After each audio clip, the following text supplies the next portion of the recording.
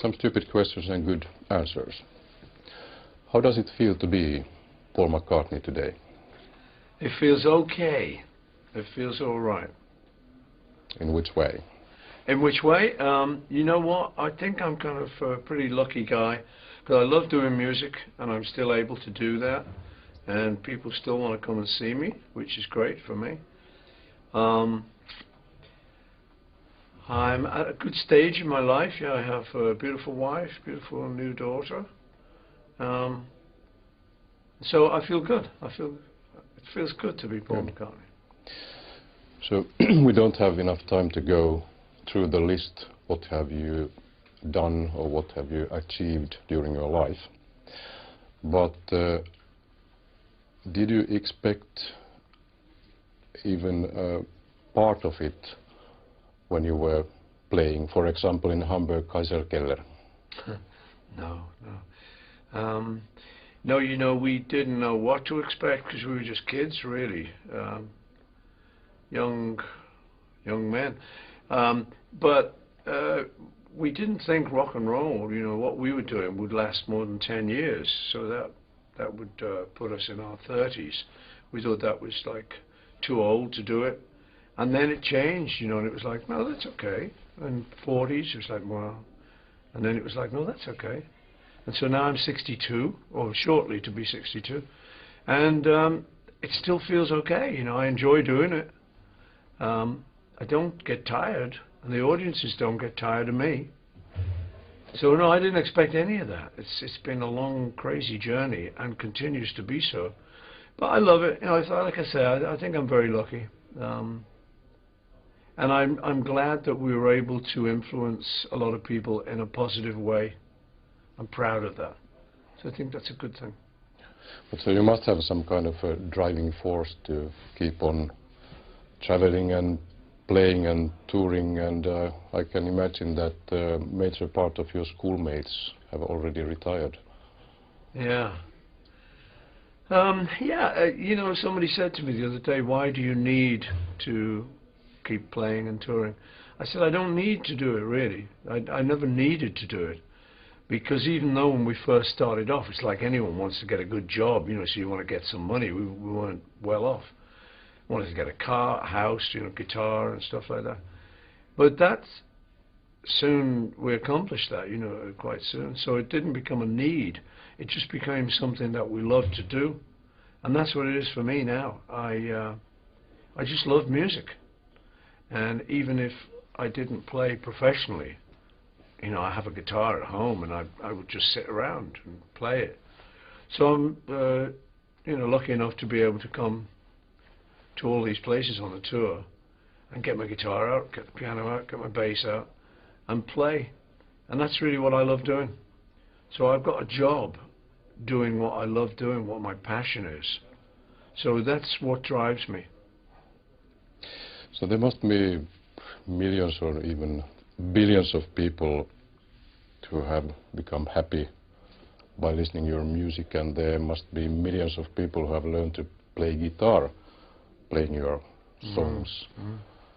So do you ever think about it, this huge amount of... Yeah, I do. It's really, you know, one of the great things about having been in the Beatles and Wings and having done my solo stuff is I get a lot of people coming up to me and saying, wow, you know, you saved my life, you know, you changed my life. They say, I played bass because of you. I saw you playing bass, and that's great. It's very exciting for me, because, you know, I was once just some kid in school who didn't influence anyone, and then just some guy in a factory working, you know, normally. So to have reached this position, and mainly for me to have made people happy, is something. It's a great feeling, you know. So I love it. I'm very proud of it, and I like to talk to people about it. And you know, the other interesting thing now is the kind of people who tell me that are sometimes like politicians and leaders of countries. You know, I met ex-President Havel of Czech Republic the other day, and he's saying, oh yeah, you know, we used to have Beatle records and we used to have to hide them when the police came around. And I can't believe it, but it's true. It's changed so many people's lives that I think it's great to be a part of that. But they all listened to your music when they were young. Yeah, that's what I mean. But like you said before, did I expect it? No, never in a million years. Nobody could expect that. But it's very exciting to talk to someone like Mr. Gorbachev or President Putin or Havel, these people.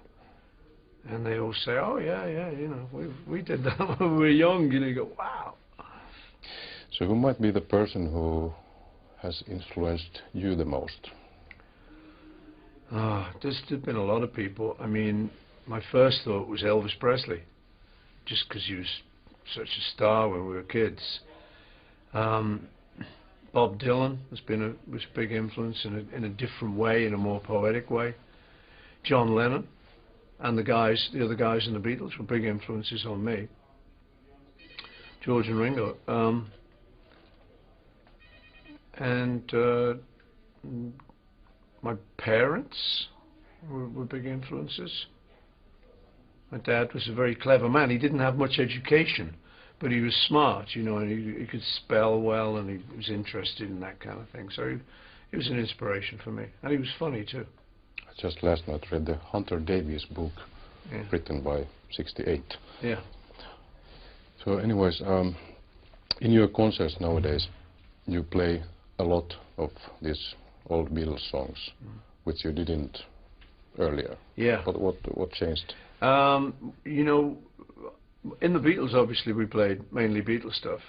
And then after the Beatles, I was starting a new group, Wings. So I didn't want to just rely on all the Beatles stuff. So I stopped playing Beatles stuff. I maybe would play one, or maybe play Yesterday or something, you know, occasionally. But mainly it was just Wings stuff. So I kept away from the Beatles stuff.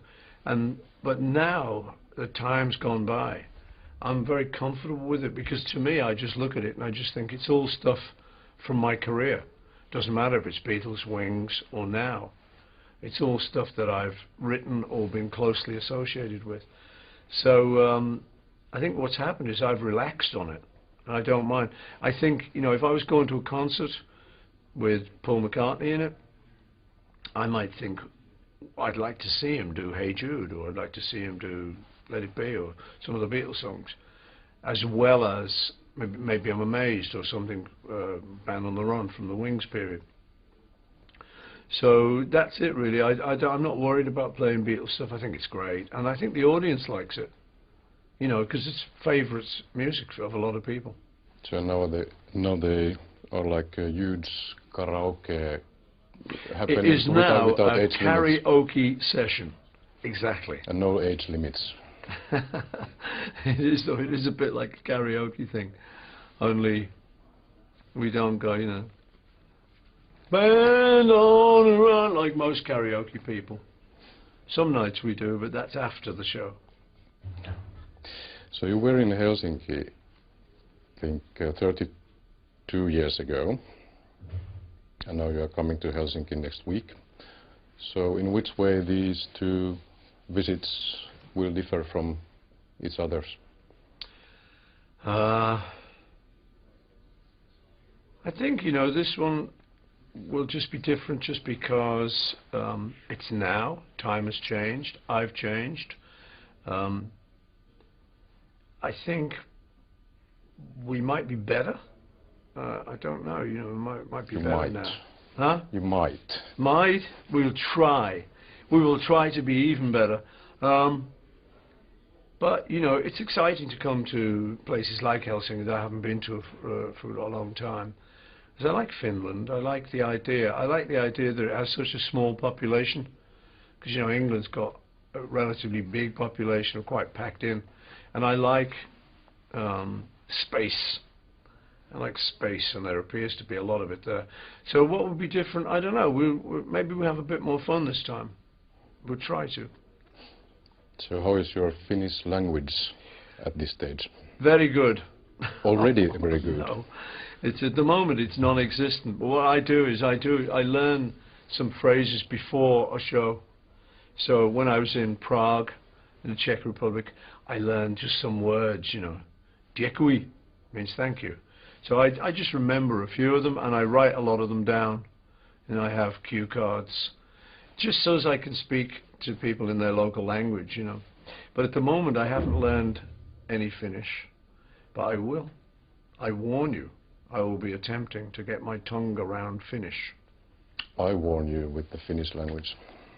Is it difficult? Well, difficulties. How do you say good evening? Hyvää iltaa. What? Hyvää iltaa. Hyvää iltaa. Hyvää iltaa. Hyvää iltaa. Not hyvää, but hyvää iltaa. Hyvää iltaa. Well, I need a few lessons. Well, you're getting better. Don't You're worry. getting better. I'm going to practice. Good. So you tour and travel a lot in many places, many countries, many continents. So what kind of vision of the state of the world it has created in your mind? It's more a vision of people rather than the state of the world. I find that people everywhere are quite cool. You know, most normal people, and the kind of people who come to our concerts, because we get a big cross-section of young people, middle-aged and older people. I think most people are really good, you know, good-hearted. Certainly the people who come to our show seem very warm and good-hearted. And most of the places I go in the world, that seems to be the case. So it gives me some optimism for the world. When I was little, I said to my father, I said, do people want peace? And he said, yeah, all people want peace. He said, it's the politicians that make the wars. And I've always remembered that, and I think that still sticks with me, you know, when I go to various countries. Got to see French people, see British people, American people, German people, Finnish people, Czechoslovakian people, Danish people. And there's a good streak running through them all. You know, they're all family people. And I find people to be quite good-hearted. So if only we could get that together and get the politicians to somehow act on that, we'd be all right.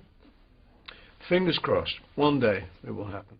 Your warmest memory from a week when the Beatles was on the top of all the charts? The warmest memory? There are really so many, so it's hard to select one warm memory, but what comes to mind is we always said that we wouldn't go to America till we had a number one. We were always waiting for a number one, and we'd have a number 20. We said, no, it's not right, must wait. And we were playing in Paris, and we were doing okay. And the word came through, somebody sent a telegram through, you are number one in the US. And that was a very warm memory. We had a big party that night.